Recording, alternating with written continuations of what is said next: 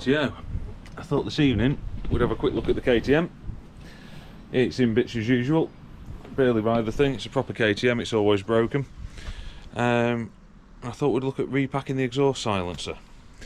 So this thing's got a Doma I presume, racing system on it. There's very little baffle packing left in there, it is horrendously noisy.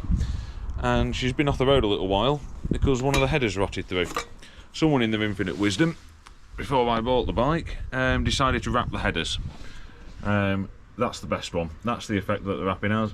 It just held in all the moisture, all the crap. And the other one, which is up here, which has my Get Me Home bodge on it, snapped in two last time I was out on it. That's a dog food can and 4 Jubilee clips. It did the job, it got me home. But yeah, that was absolutely knackered. And after much searching the internet and making phone calls, I realised I was not getting another set of headers. Whether they were Doma ones or standard ones or, yeah, whatever really. Doma don't make them anymore. They're still making exhaust, just not for this. And unfortunately for me, they're not an English company, and I'm very bad at foreign languages, so there was no chance of a conversation of what are the chances. And all the second-hand stuff, it was all standard, so I'd have to replace the whole system, and the headers were nearly knackered anyway. So we had a trip down to Brig to see a lad called Tom Barley. He's got a welding and engineering company down there, and he made me a new pair of headers, quite reasonably priced as well. I say he's a good lad, Tom, and as far as I'm concerned, he has done a cracking job on that for me. Please excuse the state of the bike, but I did ride it through most of the winter. So yeah, he's done them for me. I'm missing a couple of springs still. I'll get them sorted, but yeah, more than happy with the job he's done there. It's turned the bike from being scrapped to actually usable again. But yeah, like I said, today we're going to take apart this rather mucky and marked up silencer and see about packing her up. She's got 3 rivets in her, evenly spaced around there. We'll get them drilled out, and we'll pull the baffle tube out and see what kind of state everything's in there. Alright, onward. Right, yeah. Well, that's better packed than I thought. It's not actually that bad. As you can see down there, there's still plenty in there. It's a little bit burnt and scorched, but it's not end of the world. So I don't think I'm going to need all of this. Turns out it's just really sodding noisy. So, like I said, that was quite simple. It was 3 rivets. So I think I'm going to drag some of that out. You don't need to see that mucky messy job. It is just find something to hook it with. I'll probably use my spring puller. Drag it out, get rid of the crap stuff, and then put some fresh in. Put 3 rivets back in the end and it's done. Well, I might have to find something else to do to spin this video out a bit longer. Right, we'll get that sorted. Okay, so she's got plenty of packing in there now. A little bit in the hand as well, because we don't want a void. You want it nice and snug, but you don't want to ram it in too tight. Still needs to be some give in there. And we dug some rivets out. Heads are maybe a little bit too big on these, but you know, they'll do the job. The rivet gun, and we'll get that fastened back up.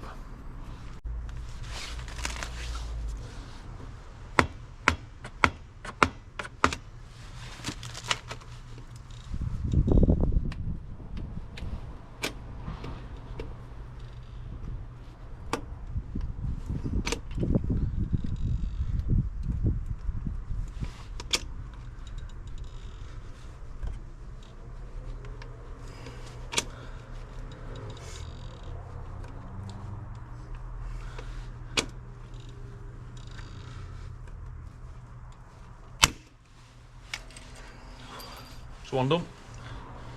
You know, I'm not sure every year whether they make rivets stronger or I'm getting weaker. I'm going to say they're making rivets stronger.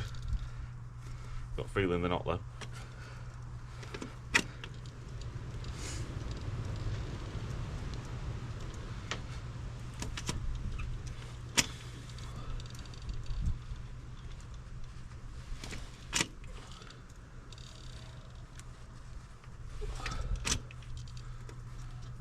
Need some bigger handles on this.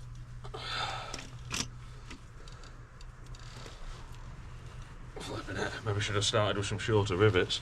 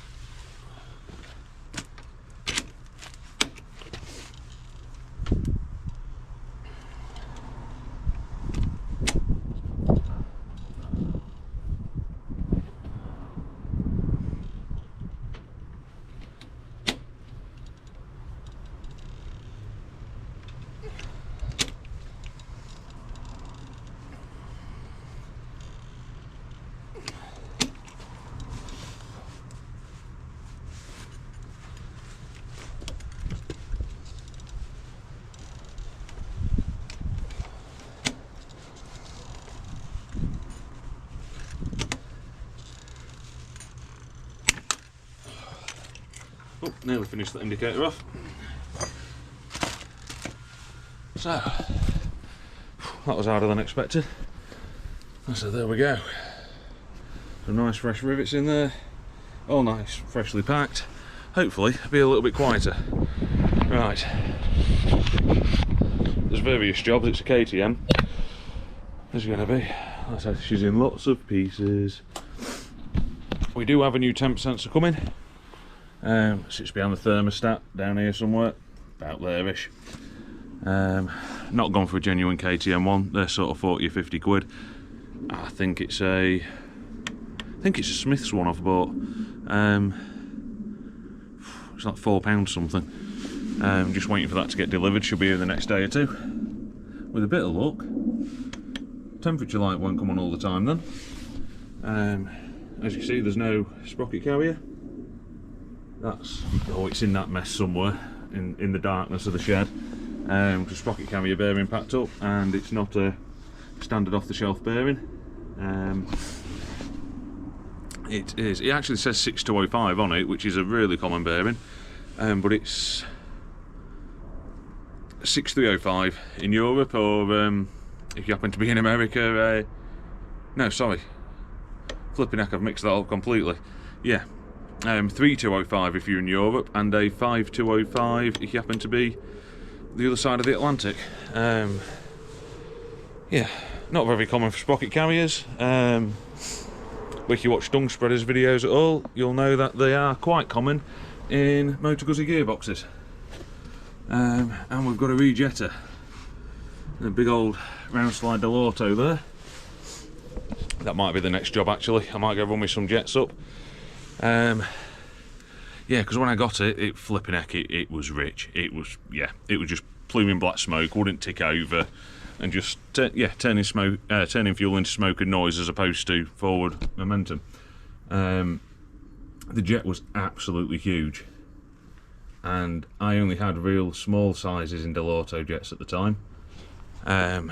So I put some. There was no markings on the other jet either, so I put some gauge pins down, found out what size it was, and just got a small jet and drilled it out and took an educated guess. It's not bad. It's not bad at all. It runs okay, but it is just very slightly rich.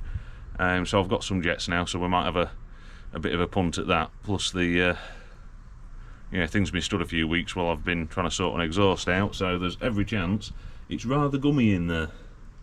Right, I think we'll do that next. Let's try and get a focus. In this failing light, I'm struggling to read the number on this jet. That's not going to focus on it, is it? Failing light, failing eyesight, all the above. And it's decided to come over all grey and horrid. I best hurry up. Right, yeah, we have to give in and get the old readers out for that one. So, I've not taken the carb all the way off. Removed the slide, gently laid it down the side, making sure the needle's not touching anything. Undid the clips or backed them off and just tilted around. it is surprisingly clean in there. The outside of the carb's bloody filthy, but the inside is absolutely lovely. I think I did the right thing by draining it before parking it for a few weeks. So, the jet that was in it when I got it, like I said, was absolutely huge. That's the one I drilled out myself. It was a moped jet, absolutely tiny, something like an 86 or something daft. So that's been drilled out to 2mm, which in Del Auto is about a 190-ish. So I've got a 185 here, so we're going to pop that in, pop that little lot back together, and then I think for today, yeah, I think we're going to call it quits. We're starting to run out of daylight and it's not very pleasant out here right this minute. Right, yeah, I'll get that in, get that back together. Right, so carburetor's all back together. We've repacked the exhaust. Still plenty more to do, but I am out of time. I've got stuff I've got to go do and tools and bits to tidy up. Yeah, oh yeah, found a couple more of exhaust springs in my box of springs. So yeah, only too short now. I'll have to order some from somewhere. Right, well, if you're still here, thank you very much for watching, and we'll see you in the next one. Ta-da!